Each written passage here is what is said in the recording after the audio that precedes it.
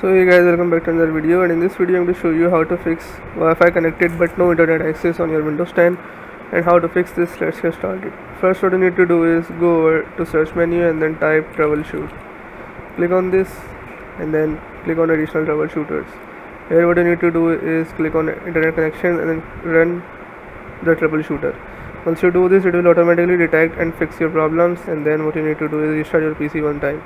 Once you do this, hopefully your problem solved, and if your problem still occurs, so make sure to comment down below so we can bring a detailed guide on this video. Alright, that's it for today's tutorial.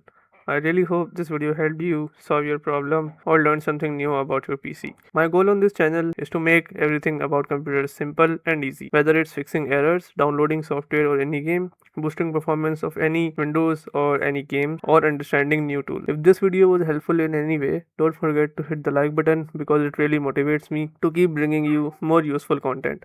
And if you're new here, make sure to subscribe and turn on the notification bell so you never miss any future tutorials, tips and PC fixes. Also, if you're facing any issues or have any questions related to computers, Windows, software or anything technical, drop them in the comments. I read all of your comments and I'll try my best to help you out. Thanks a lot for watching. Take care of your system, keep learning, and I'll see you in the next video. Thanks for watching.